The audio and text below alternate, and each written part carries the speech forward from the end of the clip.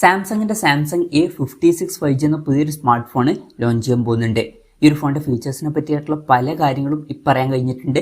ഈ ഒരു വീഡിയോയിൽ നമ്മൾ നോക്കാൻ പോകുന്നത് സാംസങ് A56 5G എന്ന സ്മാർട്ട് ഫോണിനെ പറ്റിയിട്ടാണ്. നമ്മൾ ആദ്യം ഫീച്ചേഴ്സും കാര്യങ്ങളൊക്കെ നോക്കുകയാണെന്നുണ്ടെങ്കിൽ ഡിസ്പ്ലേയുടെ കാര്യത്തിൽ ഈ ഒരു സ്മാർട്ട് ഫോണിൽ 6.6 ഇഞ്ചിന്റെ ഫുൾ HD+ ഡിസ്പ്ലേ വന്നേക്കാം. സൂപ്പർ AMOLED ഡിസ്പ്ലേയുമായിട്ടായിരിക്കും ഈ ഒരു സ്മാർട്ട് ഫോൺ വരിക. പഞ്ചോൾ ഡിസൈൻ ഇതിൽ വരുന്നതായിരിക്കും. പഞ്ചോൾ വരിക ടോപ്പ് സെൻറ്റർ ഭാഗത്തായിട്ടായിരിക്കും. പിന്നെ 120 ഹെർട്സിന്റെ റിഫ്രഷ് റേറ്റും കാര്യങ്ങളൊക്കെ ഇതിൽ സപ്പോർട്ട് ചെയ്യുന്നതായിരിക്കും. പീക്ക് ബ്രൈറ്റ്നസ് വരിക 1000 നിറ്റ്സ് ആയിരിക്കും. ഒരു ഡിസ്പ്ലേ ഫീച്ചേഴ്സ് മൊത്തത്തിൽ നോക്കുമ്പോൾ അത്യാവശ്യം തിരക്കുകളില്ലാത്ത ഡിസ്പ്ലേ ഫീച്ചേഴ്സും കാര്യങ്ങളൊക്കെ ഇതിൽ വന്നേക്കാം. പിന്നെ സാംസങ് A55 5G എന്ന ഫോണിന്റെ സക്സസർ ആയിട്ടാണ് ഈ ഫോൺ വരുന്നത്. ആ ഒരു ഫോണിലും ഏകദേശം ഇതുപോലുള്ള ഡിസ്പ്ലേ ഫീച്ചേഴ്സും കാര്യങ്ങളൊക്കെ തന്നെയാണ് വന്നിട്ടുള്ളത്. ഇപ്പോൾ ഡിസ്പ്ലേയുടെ കാര്യത്തിൽ വലിയ ചേഞ്ചസ് ഒന്നും വന്നോളണം എന്നില്ല. പിന്നെ in display finger print sensor ഈ ഫോണിൽ വരുന്നതായിരിക്കും. അപ്പം A55 IP67 റേറ്റിംഗ് ഒക്കെ സപ്പോർട്ട് ചെയ്തിട്ടുണ്ടായിരുന്നു. അപ്പം ഈ ഒരു ഫോണിലും ഒരു മികച്ചൊരു IP റേറ്റിംഗ് വന്നേക്കാം. ഈ ഒരു ഫോണിലും നമുക്ക് ഒരു IP67 അല്ലാന്നുണ്ടെങ്കിൽ 68 റേറ്റിംഗ് എക്സ്പെക്ട് ചെയ്യാവുന്നതാണ്. പിന്നെ പ്രോസസ്സറിന്റെ കാര്യത്തിലോട്ട് വരികയാണെന്നുണ്ടെങ്കിൽ അവിടെ നല്ലൊരു അപ്ഗ്രേഡും കാര്യങ്ങളൊക്കെ ഈ ഫോണിൽ വന്നേക്കാം.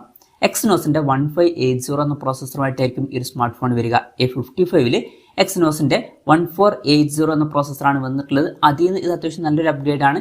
അപ്പം ഈ ഒരു പ്രോസസ്സർ എന്ന് പറയുന്നത് സാംസങ്ങിന്റെ ഫ്ലാഗ്ഷിപ്പ് ലെവലിൽ വരുന്ന എക്സിനോസിന്റെ 2100 എന്ന പ്രോസസ്സറിന്റെ ലെവലിൽ വരുന്ന പെർഫോമൻസും കാര്യങ്ങളൊക്കെ തരുമെന്നാണ് റിപ്പോർട്ടുകൾ പറയുന്നത്.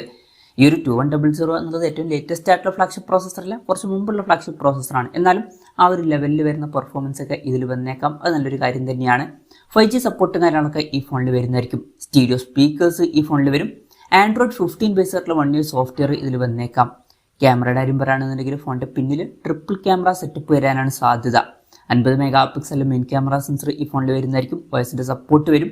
പിന്നെ 12 mega pixel ultra wide angle ലെൻസും 5 മെഗാ പിക്സൽ ഒരു ഡെപ്ത് സെൻസറും വരുന്നതായിരിക്കും. ഫ്രണ്ടിൽ 32 മെഗാ പിക്സൽ സെൽഫി ക്യാമറ വരാനാണ് സാധ്യത. A55 ഏകദേശം ഇതുപോലുള്ള ഒരു ക്യാമറ സെറ്റപ്പും കാര്യങ്ങളൊക്കെ തന്നെയാണ് വന്നിട്ടുള്ളത്. ബാറ്ററിയുടെ കാര്യത്തിൽ 5000 mAh ബാറ്ററി കാര്യങ്ങളൊക്കെ ഇതിൽ വരുന്നതായിരിക്കും. 25 വാട്ടിന്റെ ഫാസ്റ്റ് ചാർജ് സപ്പോർട്ടും വന്നേക്കാം. ടൈപ്പ് സി ചാർജിംഗ് പോർട്ടും ഇതിൽ വരുന്നതായിരിക്കും. ഇപ്പോൾ തിരക്കേടില്ലാത്തൊരു ബാറ്ററി സെറ്റപ്പ് വന്നേക്കാം എന്നേ ഉള്ളൂ.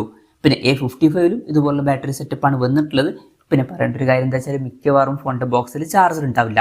ചാർജർ നമ്മൾ സെപ്പറേറ്റ് മേടിക്കേണ്ടി വരും. അപ്പം ഇതൊക്കെയാണ് ഫീച്ചേഴ്സിനെ പറ്റി പറയാനുള്ള കാര്യങ്ങൾ.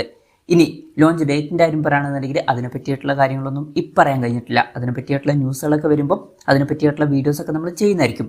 അപ്പം അതുപോലുള്ള വീഡിയോസ് കാണാൻ താല്പര്യമുണ്ടെന്നുണ്ടെങ്കിൽ ഈ ചാനലും സബ്സ്ക്രൈബ് ചെയ്യാവുന്നതാണ്.